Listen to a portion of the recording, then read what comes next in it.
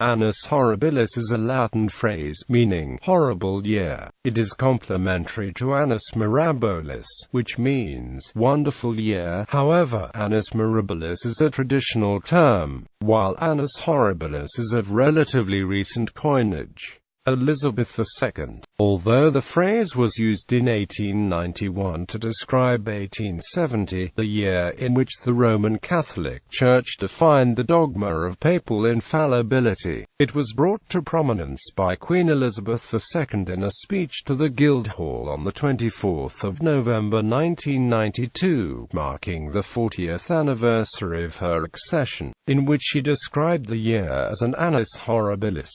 1992 is not a year on which I shall look back with undiluted pleasure. In the words of one of my more sympathetic correspondents, it has turned out to be an annus horribilis. The sympathetic correspondent was later revealed to be her former assistant private secretary, Sir Edward Ford. The unpleasant events which happened to the royal family in this year include: on 12 March 1992, Mauritius, the last Commonwealth realm in Africa, abolished its monarchy. On 19 March, it was announced that her second son, Prince Andrew, Duke of York, would separate from his wife Sarah, Duchess of York. On 23 April, her daughter Anne, Princess Royal, divorced Captain Mark Phillips.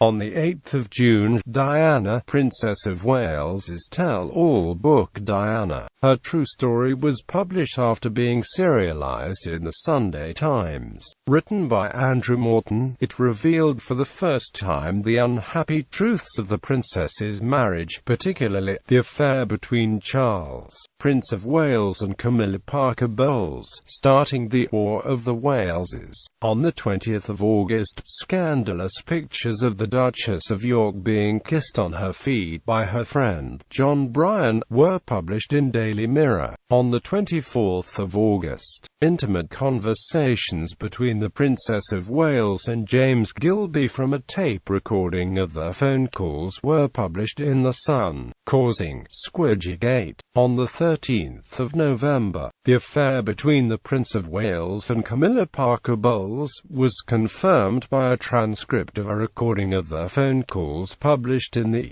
Daily Mirror, dubbed Camillagate. On 20 November, just 4 days before the Guildhall speech, Windsor Castle, one of the Queen's official residences, caught fire and was extensively damaged. Following the Guildhall speech, on 26 November, after lengthy discussions and under enormous public pressure, it was announced that the Queen would start to pay income tax and capital gains tax in 1993, making her the first British monarch to pay income tax since 1931. On 9 December, John Major, then Prime Minister of the United Kingdom, announced to the House of Commons that the Prince and Princess of Wales had decided to separate. Kofi Annan, then United Nations Secretary-General, used the phrase in his year-end press conference on 21 December 2004. He reflected, "There's no doubt that this has been a particularly difficult year, and I am relieved that this annus horribilis is coming to an end." His remarks were widely interpreted as having alluded to persistent allegations of corruption in the UN's Iraq oil for food program. His remarks came just days before the deadliest event of the year, the Indian Ocean tsunami on December 26.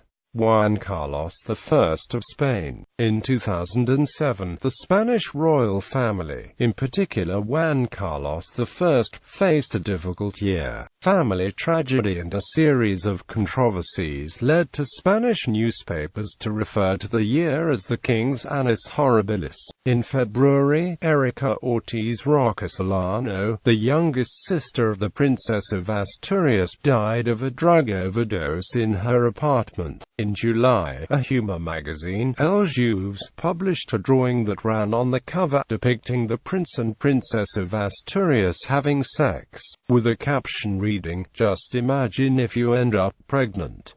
This will be the closest thing to work I've ever done in my life." Quote, it satirized a proposal by the government to give €2,500 to the parents of newborn children. The magazine was banned and removed from distribution, which led to a censorship controversy. In September, Catalan separatists were tried for having burned photographs of King Juan Carlos and Queen Sofia at an anti-monarchy and Catalan separatist rally in Girona while the royal couple toured the city. In early November at the 17 Ibero-American Summit, after a verbal altercation between Hugo Chavez, president of Venezuela, and José Luis Rodríguez Zapatero, Prime Minister of Spain, the king asked Chavez, "Por qué acute no te callas?"